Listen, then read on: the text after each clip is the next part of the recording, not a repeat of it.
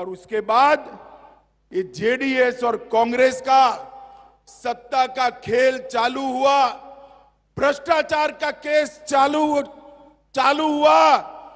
ये कांग्रेस और जेडीएस दोनों परिवारवादी पार्टियां हैं मित्रों।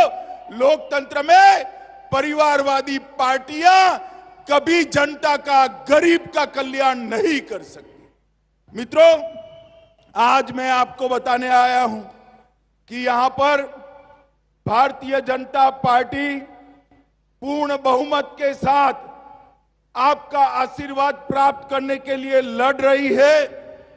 आज मैं कर्नाटक की जनता को बताने आया हूं, जेडीएस को दिया हुआ एक एक वोट, जेडीएस को दिया हुआ एक एक वोट कांग्रेस पार्टी के पास जाने वाला है और कांग्रेस पार्टी को दिया हुआ एक एक वोट सिद्धरामैया और उनकी एटीएम सरकार, जो दिल्ली का एटीएम थी, भ्रष्टाचार करती थी, उसको जाने वाला है। मित्रों, आज मैं कहने आया हूं, मोदी जी के नेतृत्व में देश को सुरक्षित करने वाली भारतीय जनता पार्टी एक और है और दूसरी ओर राहुल बाबा के नेतृत्व में टुकड़े टुकड़े गैंग के साथ जुड़ी हुई कांग्रेस पार्टी। ये दोनों के बीच में आपको तय करना है।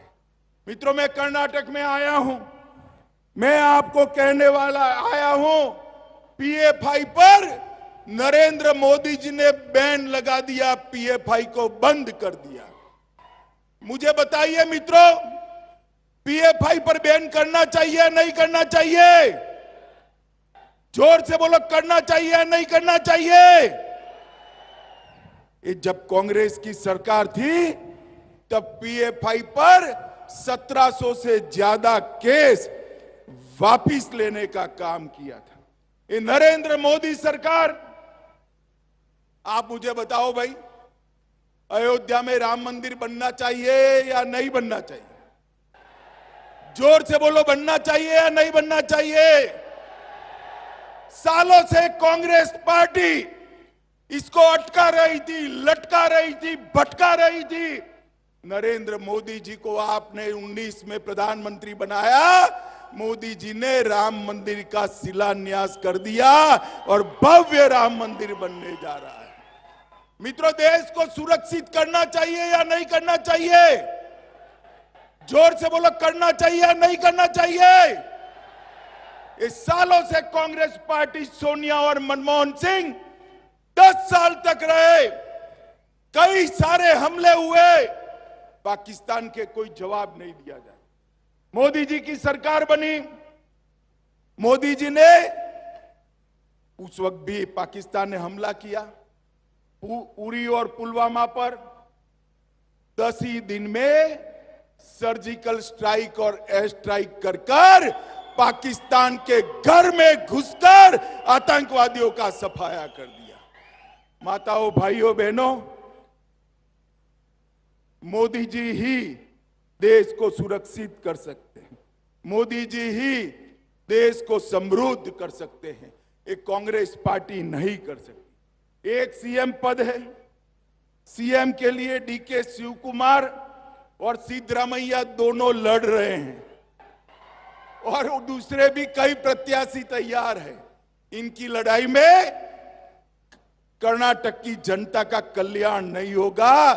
कल्याण, कर्नाटक का कल्याण करना है तो केवल और केवल भारतीय जनता पार्टी की सरकार चाहिए।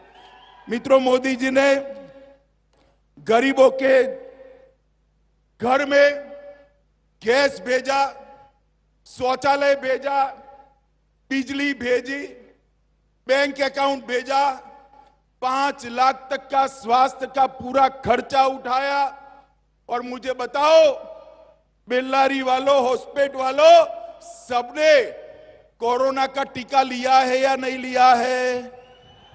कोरोना का वैक्सीनेशन हुआ है? वो जरा हाथ ऊपर करो तो। सबका हो गया ना? एक पैसा देना पड़ा है क्या?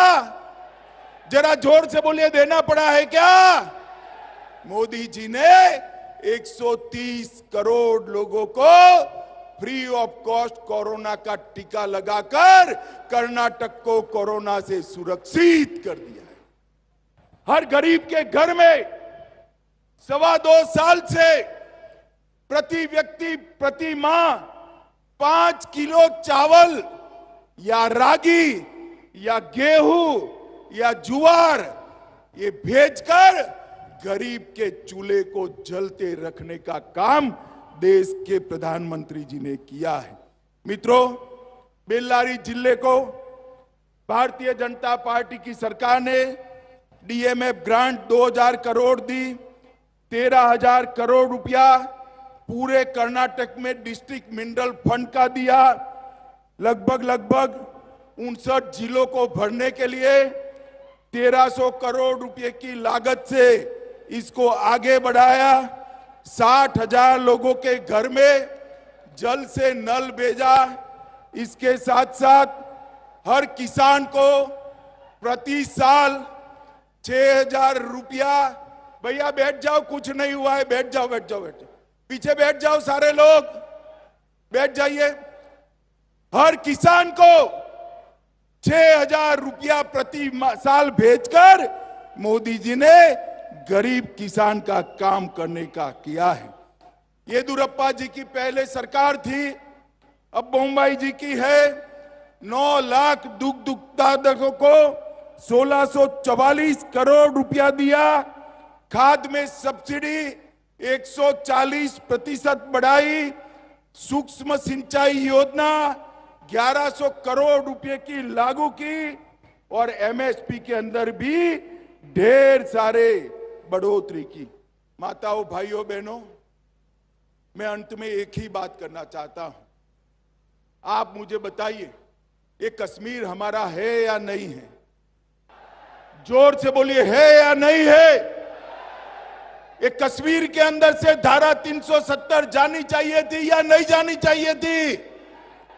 ये कांग्रेस पार्टी, ये जेडीएस, ममता, समता, एसपी, जेडीयू, ये सारे कहते थे 370 नहीं जानी चाहिए। मोदी जी ने कलम के एक झटके से धारा 370 को हटाकर हमेशा के लिए कश्मीर को भारत के साथ जोड़ने का काम हमारे नेता नरेंद्र मोदी जी ने किया है। अरे राहुल बाबा कहते थे खून की नदियां बह जाएगी। राहुल बाबा, खून की नदियां छोड़ो, किसी की कंकर चलाने की हिम्मत नहीं हुई है, कंकर चलाने की हिम्मत नहीं हुई है। ये भारतीय जनता पार्टी की सरकार है। माताओं, भाइयों, बहनों, मैं आपको कहकर जाता हूं, एक बार मोदी जी पर भरोसा करिए, एक बार येदियुरप्पा जी पर भरोसा करिए। हम कर्नाटक में एक ऐसी सरकार देंगे जो 5 साल में कर्नाटक को भ्रष्टाचार से मुक्त करेगी और कर्नाटक को पूरे दक्षिण का 1 नंबर का राज्य बनाएगी। ऐसी सरकार हम देंगे। मुझे बताओ, कमल के निशान पर वोट करोगे? अरे ऐसे नहीं भाई, हाथ ऊपर उठाकर बताओ, कमल के निशान पर वोट डालेंगे? जोर से बोलिए, डालेंगे।